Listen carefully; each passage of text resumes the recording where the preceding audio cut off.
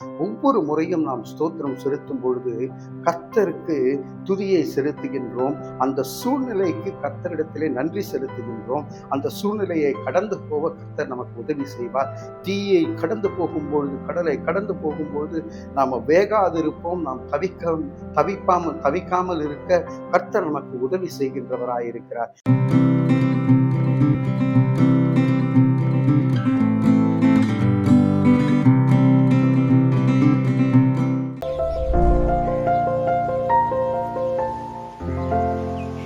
பிரியமானவர்களே, 1 தெசலோனிக்கேயர் 5வது அதிகாரம் 18வது வசனத்திலே, எல்லாவற்றிலேயும் ஸ்தோத்திரம் செய்யுங்கள், அப்படி செய்வதே கிறிஸ்து இயேசுவுக்குள் உங்களை குறித்து தேவனுடைய சித்தமாயிருக்கிறது.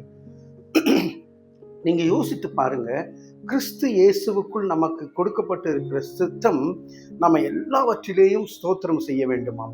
எப்படி பிரதர் எல்லாவற்றிலேயும் ஸ்தோத்திரம் செய்ய முடியும்? கடன், கஷ்டம், துன்பம், துயரம், கவலை, வியாகுலங்கள், வியாதி இதெல்லாம் வரும்பொழுது நான் எப்படி ஸ்தோத்திரம் செய்ய முடியும் என்று நாம் கேட்பது இயல்பானதுதான். ஆனால் கர்த்தரை நான் எக்காலத்திலும் ஸ்தோத்திரிப்பேன், அவர் துதி எப்பொழுதும் என் வாயில் இருக்கும் என்று தாவீது சொல்லுகிறார். யோபுவை பாருங்க, கர்த்தர் கொடுத்தார், கர்த்தர் எடுத்தார், கர்த்தர் நாமத்துக்கு ஸ்தோத்திரம் என்று சொல்லுகின்றார். அப்படி ஒவ்வொரு முறையும் நாம் ஸ்தோத்திரம் செலுத்துவது கர்த்தருடைய சித்தமாய் இருக்கிறது என்று பார்க்கின்றோம். பெரியமானவர்களே, மிக கடினமான காரியம்தான். ஆனால் ஸ்தோத்திரம் செலுத்தும் பொழுது விடுதலை பெற்றுக் கொள்ளுகின்றவர்களாய் இருக்கின்றோம்.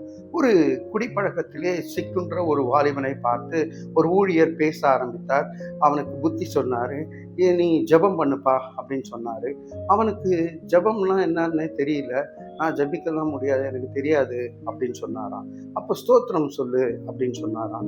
ஸ்தோத்திரம் எப்படிங்க நான் சொல்ல முடியும், குடிச்சிட்டு இருக்கனேன்னு. நீ இப்போ பூமியில இருக்கியா, நீ நரகத்துல இருக்கியான்னு அவர் ஒரு கேள்வி கேட்டாராம். நான் ஏன் நரகத்துல இல்லைங்க, நான் பூமியில தான் இருக்கேன் அப்படின்னு சொன்னது. அப்போ ஸ்தோத்திரம் அப்படின்னு சொல்லு அப்படின்னு சொன்னதுமே அவன் ஸ்தோத்திரம் ஸ்தோத்திரம் ஸ்தோத்திரம் என்று சொல்லி விடுதலை பெற்று வாழ்ந்தவனாய் இருந்தானாம். பிரியமானவர்களே, ஒவ்வொரு முறையும் நாம் ஸ்தோத்திரம் செலுத்தும் பொழுது கர்த்தருக்கு துதியை செலுத்துகின்றோம். அந்த சூழ்நிலைக்கு கர்த்தரிடத்திலே நன்றி செலுத்துகின்றோம். அந்த சூழ்நிலையை கடந்து போக கர்த்தர் நமக்கு உதவி செய்வார்.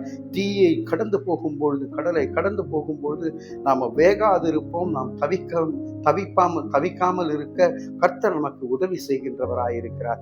எப்பொழுதும் எல்லாவற்றிலும் நாம் ஸ்தோத்திரம் செய்து கர்த்தரை மகிமைப்படுத்துவோம். தலைகளை தாழ்த்தி தேவனை நோக்கி பார்ப்போம்.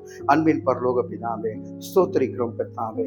இந்த நாளிலும் கூட கர்த்தாவே, நாங்கள் கர்த்தாவே ஸ்தோத்திரம் செய்து உமக்கு மகிமை செலுத்தக்கூடிய குடும்பமாக இருக்க எங்களை வணைந்து பாதுகாத்துக் கொள்ளும்படியாக இயேசுவின் மூலம் ஜெபிக்கிறோம் நல்ல பிதாவே. ஆமேன், ஆமேன்.